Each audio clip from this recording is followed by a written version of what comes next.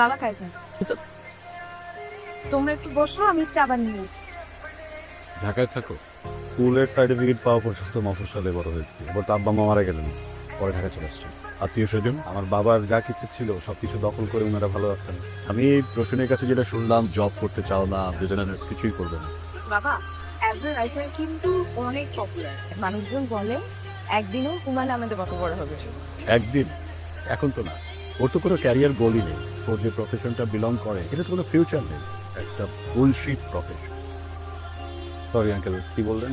আমি বলেছি bullshit profession. আপনার কাছে মনে হচ্ছে যে রাইটিং প্রফেশন বুলশিট। ভালো কোন প্রফেশন মনে হয় আপনার কাছে? দুর্নীতি করা, ঘুষ খাওয়া।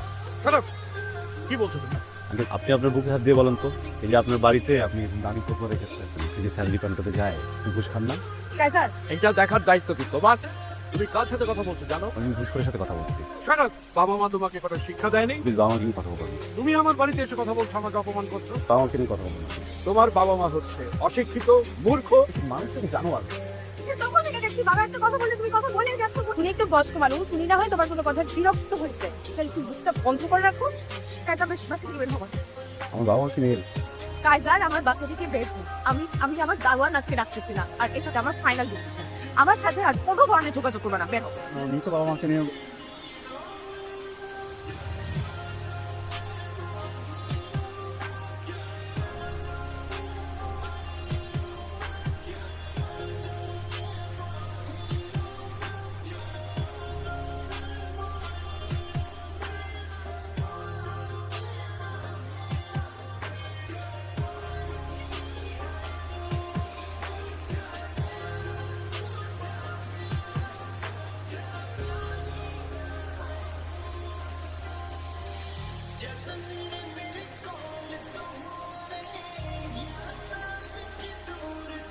দেখো আমার দিকে। শোনো, আমি বেরোচ্ছি।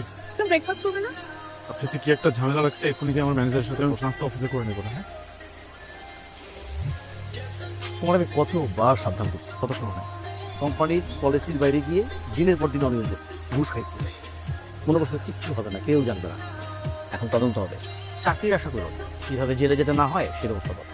আপনি না শুধু শুধু ভয় পাইছেন। এসব লেটার ফেটার কিচ্ছু না স্যার, সব তো সিইও স্যারের টাকা খাওয়ার ধান্দা। 2-3টা বান্ডেল দিয়ে দিলে সব কিছু ঠান্ডা হয়ে যাবে। ট্রাই করে দেখো যদি কিছু করতে পারো।